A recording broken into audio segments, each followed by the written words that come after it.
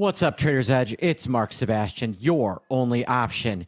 And we're going to be recapping what exactly happened on Fed Day.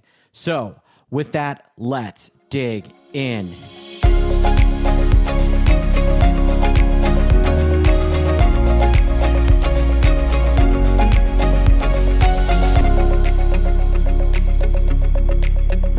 All right, folks, the Federal Reserve is out. And some important things happened. One, they have changed their dot plots, so they're only expecting one quarter point basis point cut in 2024. This is despite the fact that on Wednesday morning, CPI really dovish. So a big win for the inflation, for being bearish on inflation. They finally got something that's helpful. So what happened with the market? Well, if you just look at the close, you're saying, boy, look at that. We closed at an all-time high. We did, but well off the highs of the day. At the highs of the day, we were approaching 54.50. I want to show you exactly what happened with the Fed. So here is the Fed announcement. All right, this is the SPX. Here's the Fed announcement. We tank. Then we bounce around, and then here is Powell starting to speak right around 2 o'clock. And here's Powell starting to speak at right around 1:30. We bounce around, we climb. We touch a high of the day, closing just below 54.50 then. And this was the part that was really stunning. Over the course of 1, 2, 3, 4, 5, 6, 7 minutes, we fell from 54.47 down to 54.14. That's over 30 points in just a few minutes, and we really never recovered. We didn't close on the lows, but we closed near the lows. Why? Well, let's dig into the other major player in the room, and that is the bond market. The bond market off of CPI came out really strong. Look at this move. This is TLT. Look at this strong move. At one point, TLT was up to 93.5. Closed the day down here at about 92.5. Now, what have I been telling you guys in my different emails and things like that?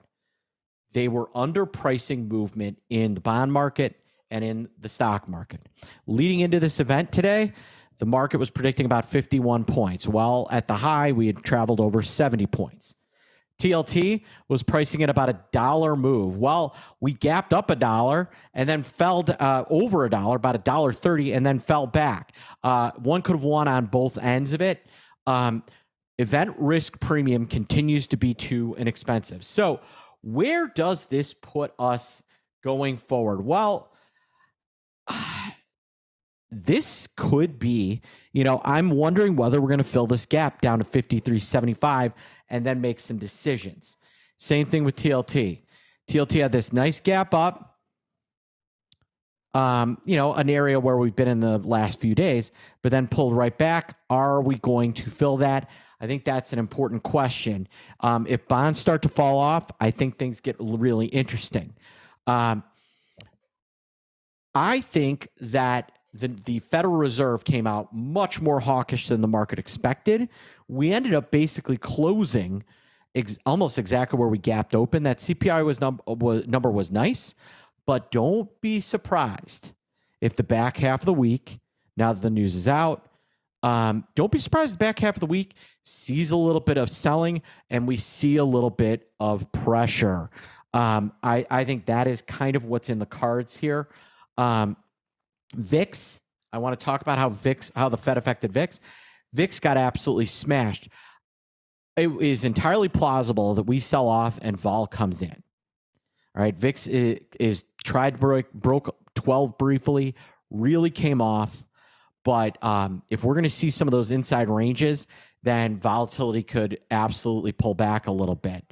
One of the things we talked about, and if you want to see the replay of me reacting to the Fed, I did a live broadcast. Make sure you catch the next one. It's going to be great. Is that a lot of people don't trust this market. And if you don't trust this market, what do? Because you can't just buy puts.